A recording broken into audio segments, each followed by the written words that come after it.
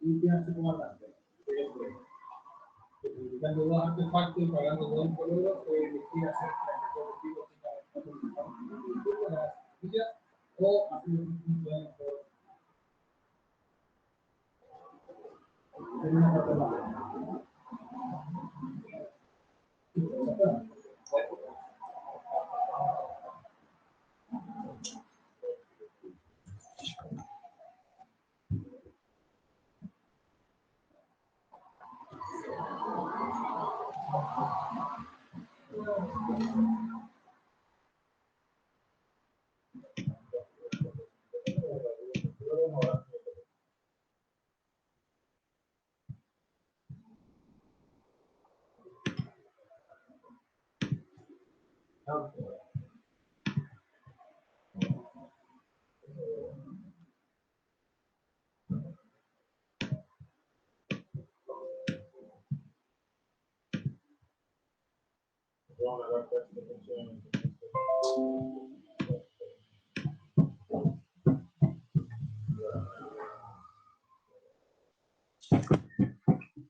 Hola, ¿me escuchan? Hola, doctor. Hola, sí, doctor. Ya, vamos a hacer la clase de compromiso de conciencia. ¿Ya? Estoy afuera de los días, así que disculpen un poco si es que se escucha un poco ruido. ¿Ya? Bueno, el compromiso de conciencia es una falla aguda del sistema neuronal, ¿ya? Que gobierna la alerta y la vigilia. Y la conciencia, y representa generalmente una emergencia médica, ¿ya? La conciencia es un concepto complejo, ¿ya? Que tiene dos dimensiones, alerta o vigilia, y el contenido de la conciencia. Uno necesita estar despierto para estar consciente, ¿ya? Cuando nos enfrentamos a un paciente que está comprometido de conciencia, tenemos que tener una evaluación ordenada, ¿ya? Para detectar fácilmente causas que son reversibles, ya previniendo procesos de daño cerebral y determinar jerárquicamente el plan de pruebas diagnósticas, ya tratamientos e imágenes que vamos a utilizar. Un caso clínico. Recibe una llamada del servicio prehospitalario en el que se informa que se está llevando a cabo el traslado a la urgencia de un monostat de un paciente masculino de 40 años encontrado en vía pública, ya por transeúnte, inconsciente, sin respuesta a ningún estímulo, ya por un periodo desconocido de tiempo. Su respiración es descrita como errática, con tiempos de apnea prolongados. Dados la condición, fue intubado por el personal prehospitalario. Ya, además, se le informa que está con fiebre, la presión arterial y la frecuencia cardíaca están dentro de parámetros normales y no ha requerido tratamiento, ¿ya? Entonces, ¿cuál es nuestra pregunta como principal directriz en cuanto al enfrentamiento de este paciente? Doctor, disculpe. Dime. ¿Está avanzando la diapositiva? ¿Que sigue en compromiso de conciencia? Ahí sí. Sí, ahí sí. Ya, vamos. Es el caso clínico. Ahí va. Muchas gracias. Ya. Entonces, ¿cuál es la causa del compromiso de conciencia de este paciente? ¿Si es estructural o no es estructural? Bueno, esta es nuestra pregunta base, ya que define la conducta, puesto que si corresponde a un compromiso de conciencia de forma estructural, va a definir una vía de manejo y tratamiento propia para la causa estructural. Ya lo mismo ocurre con el compromiso de conciencia de causa no estructural, la cual no debe perderse de vista durante el manejo del paciente. ¿Ya? Bueno, vamos a ver estos temas a mayor profundidad ahora. ¿Ya? Bueno, ¿cómo es el enfrentamiento inicial ante este paciente? Bueno, el manejo inicial debe contemplar siempre la estabilización inicial, ya lo hemos visto. El A, vía aérea, B, ventilación, C, circulación, con toma de hemoglucotés, ya, para manejo agresivo de causas reversibles, evitando daños secundarios cerebrales, ya, por demoras de manejo de estas patologías. Bueno, como definiciones, la conciencia se puede definirse como estado de reconocimiento o conciencia, para que redundancia, ya de sí mismo, y su relación con el medio ambiente, ¿ya? Bueno, representa la suma de actividades de la sustancia reticular activadora ascendente, que es el SRA, ¿ya? Y de la corteza cerebral. Además, consiste en dos componentes, vigilia o nivel de alerta y el contenido de conciencia.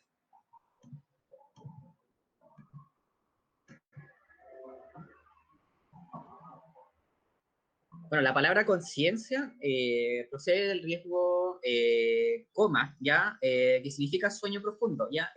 Coma es un estado definido por ausencia de vigilia o alerta, ¿ya? Ausencia de que el paciente tenga los ojos abiertos, ¿ya? Y ausencia de contenido de conciencia persistente. La distinción con otros estados transitorios de compromiso de conciencia, como el síncope, las confusiones, es que el coma debe mantenerse por mínimo 1 hora, ¿ya? Esa es la diferencia. En un estado de transición que puede evolucionar a la mejoría de la conciencia, ya sea un estado vegetativo, de mínima conciencia o de muerte cerebral, ¿ya? Como clínicamente se define como ausencia de apertura ocular al estímulo, alerta o vigilia, ¿ya? Luego descartar ptosis bilateral y por lo tanto también por falta de conciencia, ¿sí? El paciente con coma carece de ciclo sueño-vigilia. Esto se puede observar en un estado vegetal, ¿ya? Bueno, con respecto a las dimensiones de conciencia, como dice la diapo, alerta o vigilia, la flecha roja y contenido de conciencia, la flecha verde. Bueno, en estado de conciencia normal, el estado de alerta o vigilia y el contenido de conciencia está en su nivel normal. Ya el paciente está con los ojos abiertos de forma espontánea y tiene una adecuada comprensión de su entorno, ya, y una adecuada comprensión de sí mismo. En el estado de mínima conciencia, en el cual se encuentra con alerta conservada, pero con contenido de conciencia fluctuante con respecto a estímulos, con conductas con propósitos que no son debidos a su actividad refleja, ¿ya? Como si con la mirada obedece órdenes simples, si responde sí o no, que tenga verbalización incomprensible, ¿ya? Es un estado que suele ser transicional en la recuperación del coma, ¿ya? En estados vegetativos que logran cierta mejoría o al empeorar alguna enfermedad neurológica progresiva, ¿ya? En el coma el paciente no está alerta ni tiene contenido de conciencia, ¿ya? La cual clínicamente se puede observar como ausencia de apertura ocular luego de la estimulación, ¿ya? Ni otro tipo de respuesta a dicho estímulo, ¿ya? No se puede evidenciar ciclo sueño-vigilia, como dije anteriormente. Y con respecto al estado vegetativo, el paciente está con los ojos abiertos, pero sin evidencia de conductas con propósito ante cualquier tipo de estímulo, ¿ya? No existe evidencia de comprensión o expresión del lenguaje, y se evidencia existencia de ciclo sueño-vigilia. Por otro lado, se pueden graficar de manera más atingente a los pacientes que consultan en el servicio de urgencia la alteración de conciencia, como la muestro acá en la tabla que viene, ¿ya? Eso. Bueno, dado que el enfoque es el manejo en el servicio de urgencia de los pacientes con compromiso de conciencia, es diferente a lo que generalmente se ve en neurología.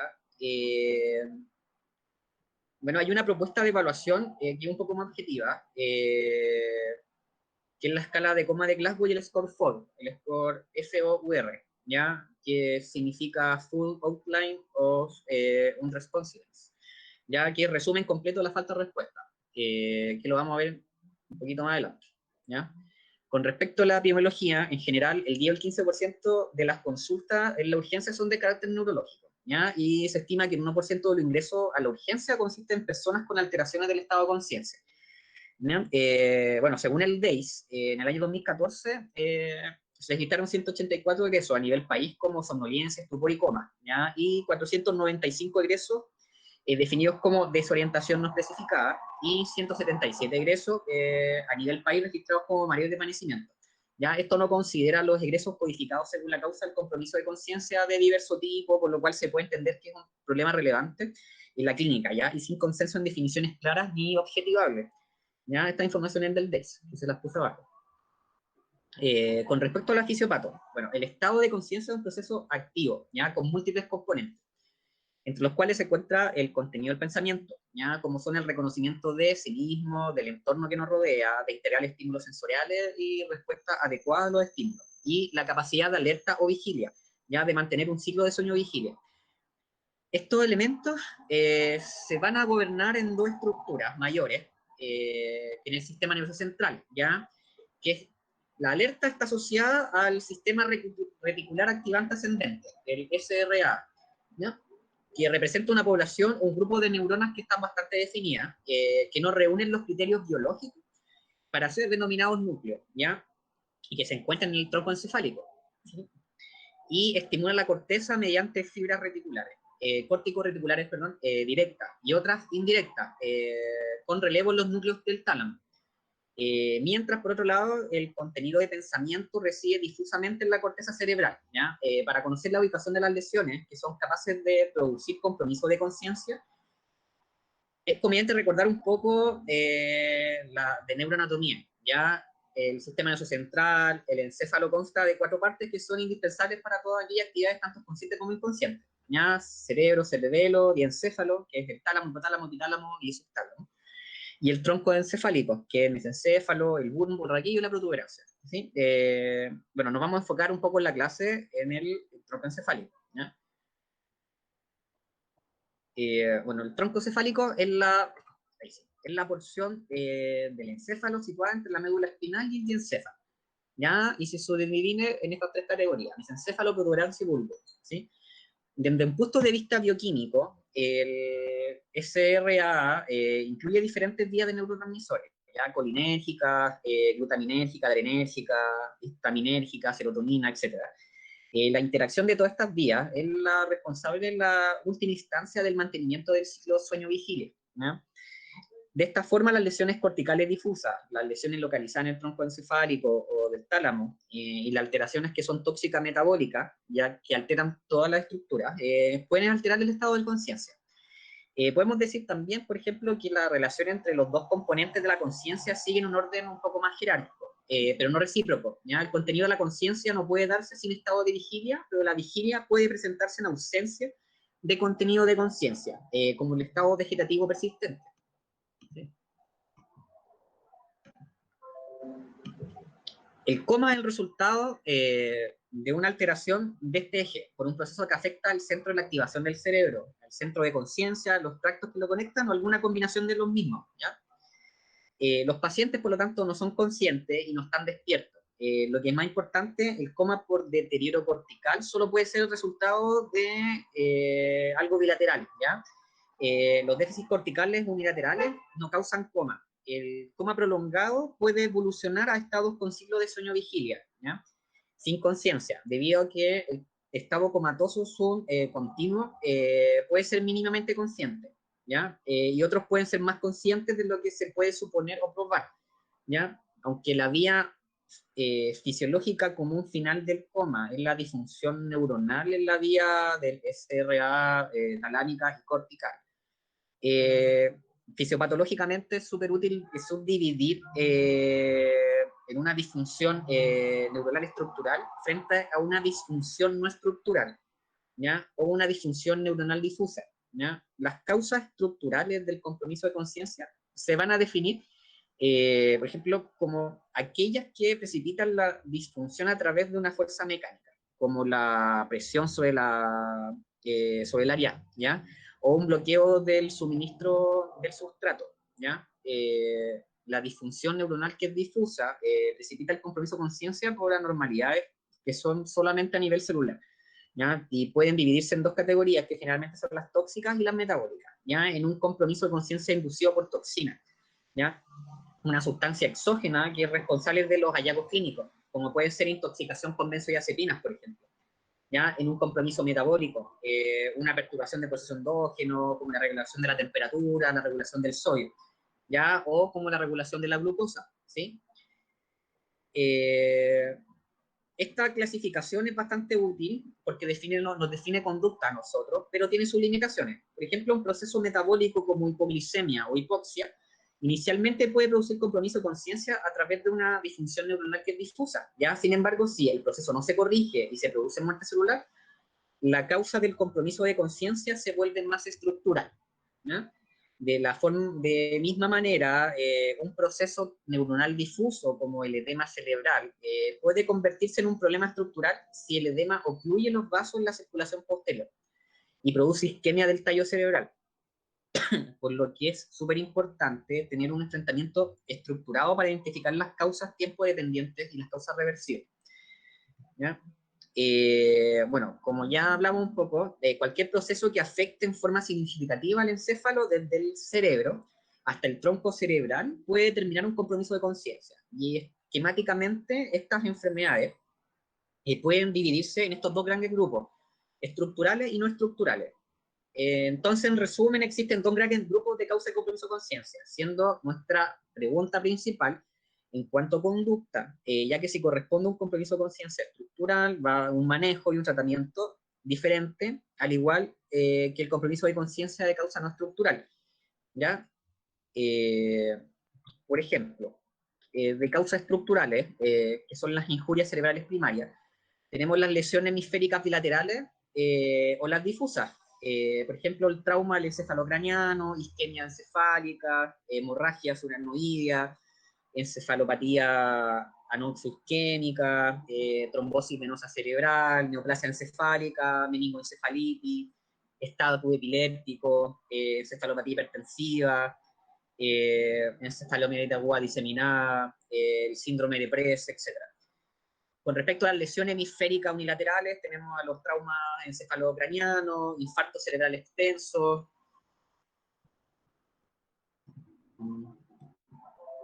abscesos cerebrales, tumor cerebral. Y las lesiones de tronco encefálico, tenemos las hemorrágicas, infartos, traumas, mielonisis central continua, compresión por desplazamiento cerebral, en infarto, en tumores o en hematomas. Dentro de las causas no estructurales o las injurias cerebrales difusas, tenemos las tóxicas, como sobredosis de fármacos, ya sea opioide, benzodiazepina, barbitúrico, neuroléptico, paracetamol, antipsicótico, ¿ya? Tenemos las metabólicas, que son la sepsis, la hipoxia, la hipercapnia, hipotermia, hiperglicemia, hiponatremia, hipernatremia, hipercalcemia también, falla renal, falla hepática, encefalopatía de Wernicke. Y tenemos por último las endocrinas, que son las panhipopituitarismo, perdón, y la insuficiencia adrenal, y los problemas de tiroides, hiper e hipotiroidismo. Bueno, con respecto al manejo de urgencia de pacientes con compromiso de conciencia, vamos a revisar en la clase los puntos esenciales a chequear en la primera hora en un paciente con compromiso de conciencia, ya comenzando siempre por la estabilización inicial. Bueno, la estabilización inicial es un proceso donde un paciente inconsciente, la vía aérea, la ventilación y la circulación tienen que ser rápidamente evaluadas y tratadas, ya manteniendo esta misma prioridad de atención y asegurando una adecuada oxigenación y ventilación. Ya se debe proteger la columna cervical si se sospechan lesiones, ¿ya? Hay que ubicar al paciente en un área en que pueda ser monitorizado de forma constante y que se pueda evaluar fluctuaciones en el estado de conciencia. El paciente debe tener monitorización de signos vitales. Ya hay que establecer un acceso endovenoso durante el primer minuto idealmente, tomando de manera prioritaria la hemoglucotest. Ya en todo paciente comprometido de conciencia, en todo paciente comprometido de conciencia deben tomar hemoglucotest, ¿ya? Según el resultado, la hipoglicemia debe ser corregida con suero glucosado, ¿ya? En pacientes con sospecha de deficiencias nutricionales, por ejemplo, en pacientes alcohólicos o en pacientes con antecedentes de cirugía bariátrica o pacientes con estado de mala absorción, se inicia manejo con glucosa y con tiamina, ¿ya? En los casos de hipoglicemia. Si se sospecha intoxicación por opioide o benzodiazepina en pacientes con historia de abuso de droga, que presentan, por ejemplo, apnea o bradicardia, hay que considerar acá el uso de naloxona, ya 0,4 miligramos endovenoso en sospecha de abuso de opioides, o flumazenil en caso de sospecha de intoxicación por benzodiazepina.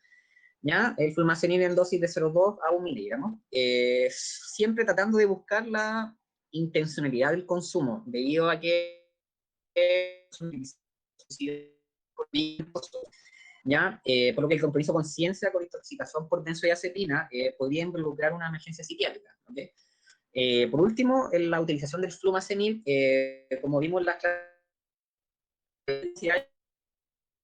es mucho más corto que la de las benzodiazepinas, por lo que la mejoría de los síntomas es transitoria, ¿ya? Solo como apoyo diagnóstico, sino, ya que pasado su efecto va a volver a comprometerse conciencia, ¿ya? Nunca tiene que ser utilizado o considerado como tratamiento definitivo, ya se debe considerar continuar manejo según evaluación primaria, ya, y hospitalizar para evaluar las evoluciones, ya. Hay que agregar también que el fluma disminuye el umbral convulsivo, por lo que hay que tener claro que aumenta el riesgo de provocar crisis convulsiva, ¿sí? Si existe hipotensión, igual hay que corregirla en este caso, ¿ya? Con respecto al examen físico, luego de la evaluación inicial, se debe ser evaluado de cabeza hasta los pies, ¿ya? Con el fin de buscar lesiones en la cabeza, el cuello, en el tórax, abdomen, en la pelvis, y en las extremidades, ¿sí? Cuando el paciente es en coma, hipertenso, hay que sospechar que está cruzando por un proceso que pone en riesgo la vida y que debe ser detectado, evaluado y iniciar un tratamiento rápido, tales como, por ejemplo, la hipertensión endocraniana o en accidentes cerebrovasculares, ¿ya? El manejo del ACV lo vamos a ver en la clase de ACV, que la vamos a ver más adelante. Eh, También hay que buscar signos de trauma, y hay otras condiciones que podrían requerir cirugía de urgencia, ¿ya? Esas son las metas de la evaluación inicial y el examen físico, ¿ya? Ver trauma, ACV y hipertensión endocraniana. Con respecto al examen neurológico, la piedra angular es la evaluación del posible origen o nivel encefálico de la lesión, ¿ya? Permitiéndonos sospechar además causa estructural o no estructural del compromiso de conciencia, ¿ya? Y el examen neurológico en el compromiso de conciencia tiene 4 partes importantes, ¿ya? Primero está la respuesta ocular, ¿ya? Que hay que estimular para lograr la apertura ocular o la vigilia. Ahí. Evaluar la posición del globo ocular de tipo conjugada, si no es conjugada, presencia de movimientos espontáneos, puede decirnos que el paciente no se encuentra comprometido de conciencia, sino en estado de mínima conciencia, ¿ya? Ver movimientos lentos, horizontal y conjugados requieren generalmente integridad del tercer par y del sexto par, ¿ya? Por tanto, podría hacernos sospechar de un compromiso de conciencia de tipo no estructural, ¿sí? Con respecto a la evaluación de la función motora, debe ser realizado observando los movimientos, la postura espontánea del paciente, ¿ya? La respuesta al estímulo verbal y la respuesta al estímulo doloroso. La movilización simétrica de retirada de las 4 extremidades indica que no hay afección de las áreas motoras, ¿ya? No hay alteraciones posturales, como la decorticación, por ejemplo, que es definida como la abducción, como se ve en la foto de los brazos, con flexión de los codos, muñeca y dedo, ¿ya? Y con extensión y rotación interna de las extremidades inferiores. Esto puede corresponder a una lesión de la motoneurona superior, ¿sí? Por encima del nivel del núcleo rojo. Lo que ocurre generalmente es lesión a nivel del diencéfalo, ¿ya? La descerebración, por otro lado, está definida como extensión rígida del cuello, el tronco de las piernas, con rotación interna y flexión plantar de los pies, ¿ya? Los puños cerrados, como se ve en la foto, muñeca en pronación, brazo extendido y rotación interna. Puede corresponder también a una lesión por debajo del nivel del núcleo rojo, ya lo que ocurre en alteraciones mesencefálicas estructurales como no estructurales, sobre todo cuando es una postura que es simétrica, ¿sí? Bueno, estas alteraciones ocurren porque las eferencias del núcleo rojo provocan la flexión de la extremidad superior de forma antigravedad, ¿ya? Cuando las eferencias se encuentran dañadas, entonces el tracto reticuloespinal y el vértigo espinal refuerzan el tono de extensión de las extremidades superiores e inferiores, ¿sí? Lo otro que hay que hacer es buscar la focalidad, o disminución de la fuerza, o alteración de la sensibilidad de un área corporal. ¿Ya? De esta manera nos indica alta sospecha de etiología estructural, ¿sí? Bueno, la evaluación de las funciones de tallo cerebral a través de la evaluación del reflejo loculomotor, reflejo corneal y reflejo oculocefálico. El reflejo fotomotor, que es el de la izquierda, se realiza estimulando con foco de luz, observación de condiciones normales, una contracción pupilar, que es directa y es consensual, ¿ya?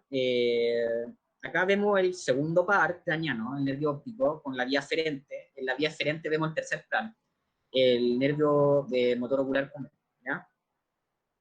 Acá a nivel anatómico vamos a explorar el mesencéfalo.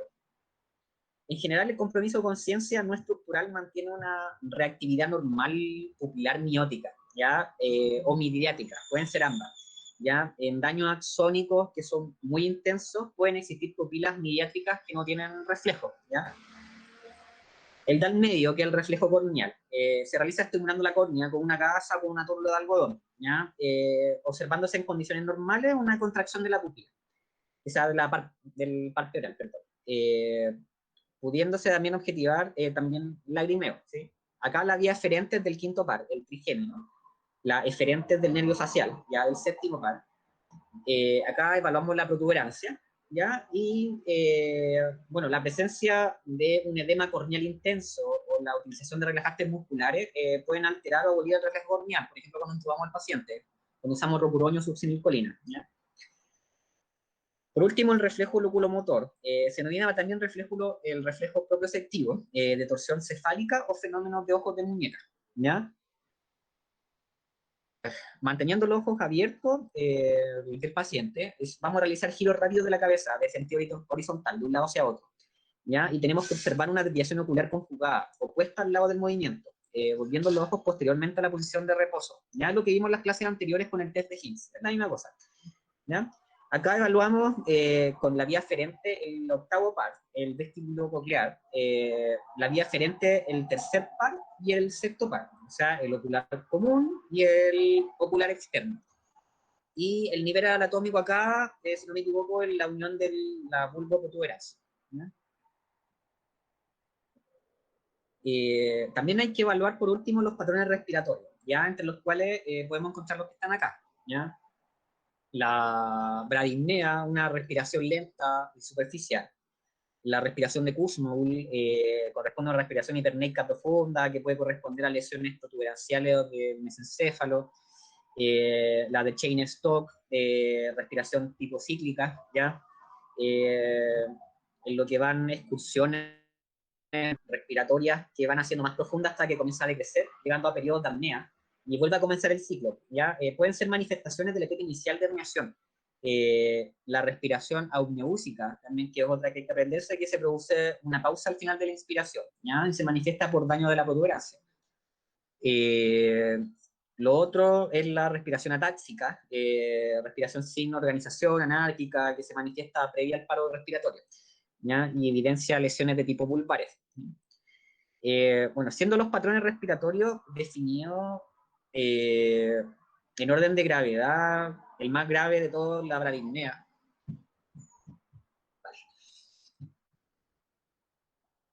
El más grave de todos es la bradipnea, seguido por la de Kussmaul, después la de Cheyne-Stokes, ¿ya? La apneúsica y la táxica. Pero igual pueden encontrarse todos estos en el compromiso de conciencia estructural, ya y no estructural. Pero puede servir igual para enfocar el nivel de la lesión, ¿sí? Lo podemos encontrarlos todos.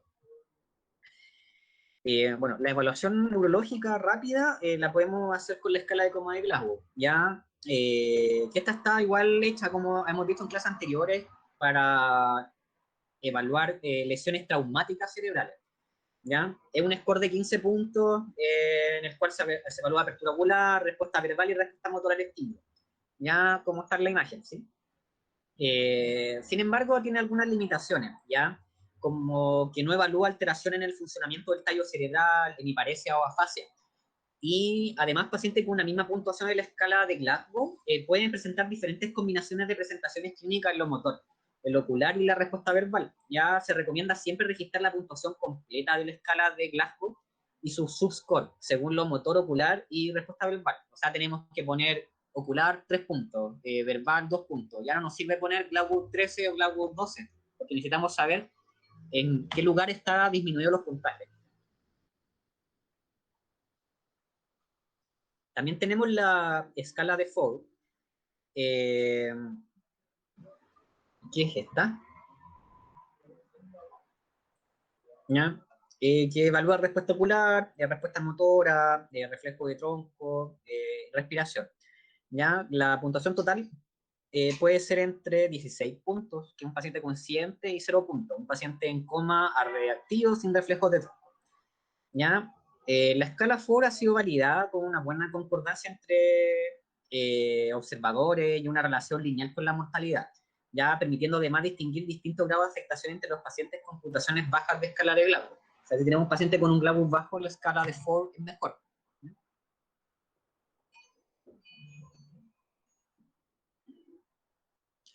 Con respecto a la historia clínica, luego de completar la evaluación neurológica, debemos enfocarnos en la historia médica, ya a través de testigos familiares, buscando posibles causas del compromiso de conciencia.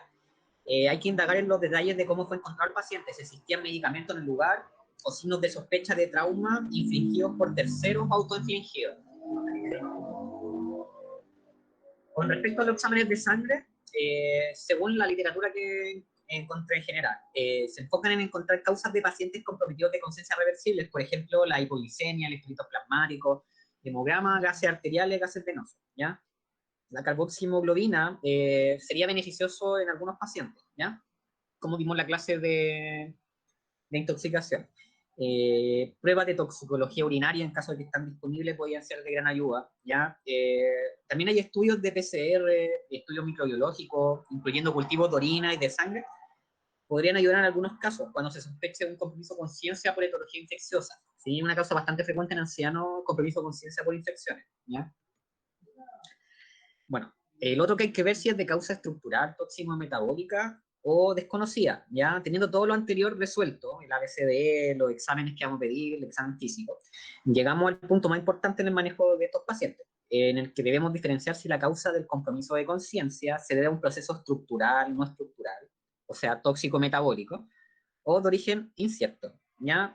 Los diagnósticos diferenciales de las causas de compromiso de conciencia son amplios y variados, pero con la información que se obtiene durante la estabilización inicial, el examen físico, la evaluación neurológica, la historia focalizada y los exámenes de laboratorio, típicamente permitirá clasificar a los pacientes en posibles causas estructurales, o no estructurales, o de origen incierto, ¿ya? En el caso que nos haga sospechar una causa estructural o una causa incierta, hay que completar dentro del estudio una imagen de cerebro, ¿ya?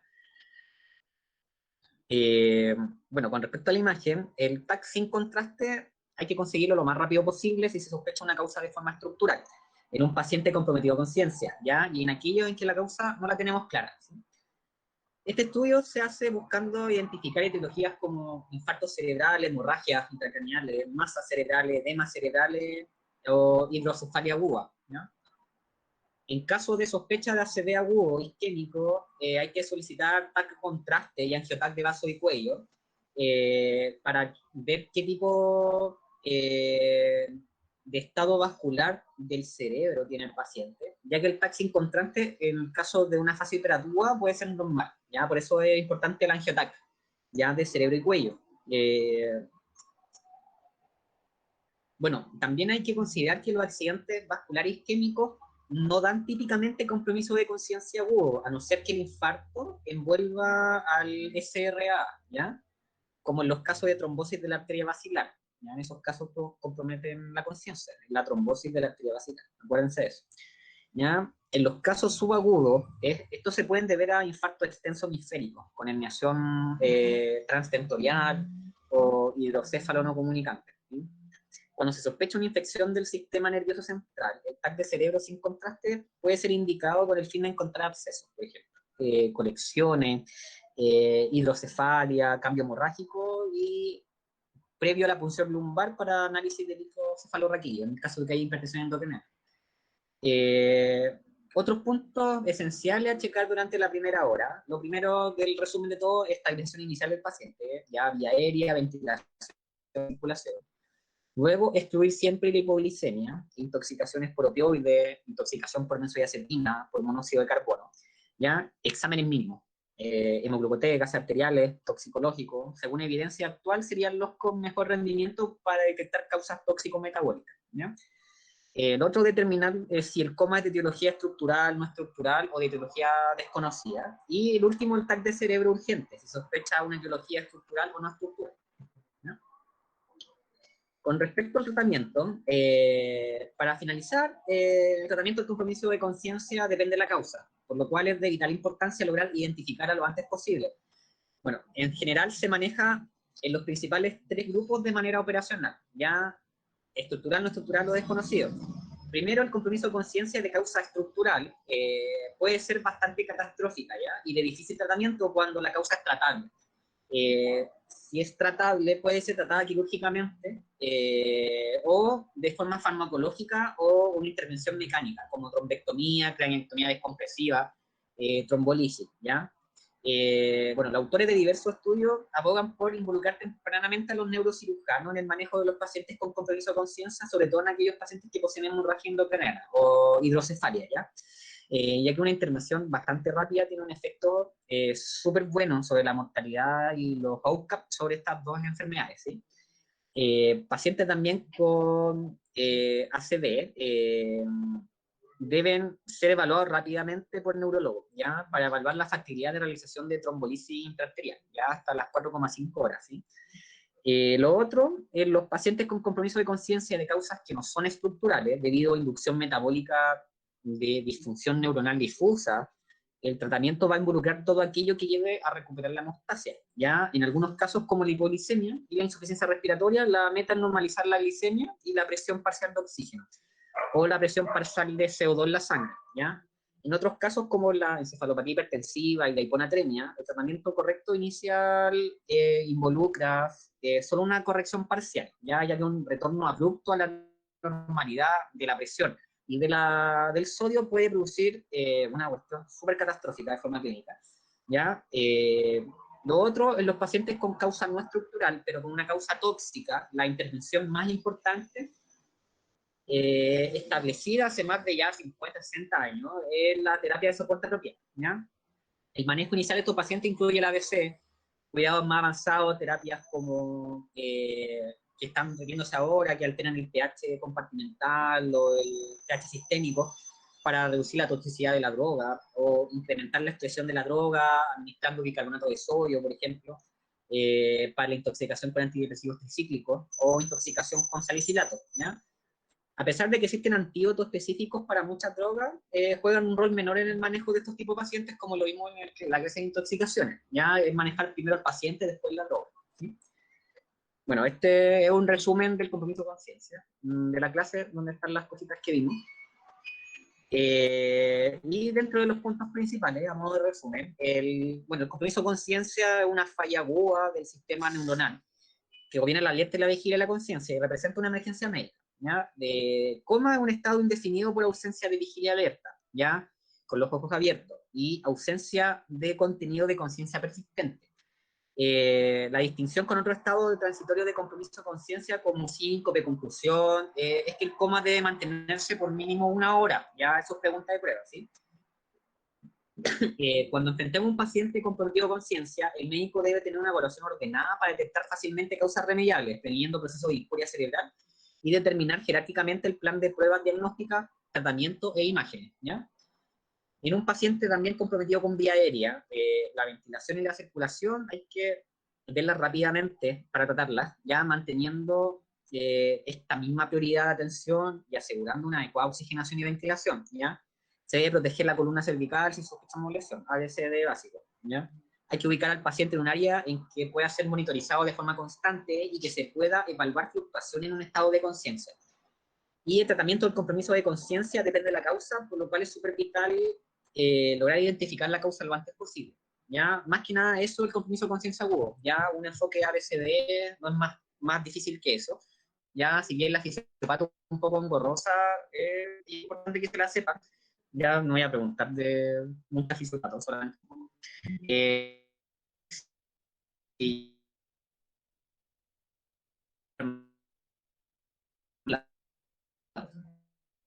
ya, la mayoría lo pueden encontrar en Google poniendo la dirección. No sé si tienen alguna duda porque me tengo que ir a trabajar. Pues sí, llevo hartos pacientes. Y si no, la respondemos por WhatsApp por último. Sí, doctor, váyanos. Doctor, Ya, gracias, nos vemos. Que ya están tratando. Adiós. Chao, profe. hasta luego.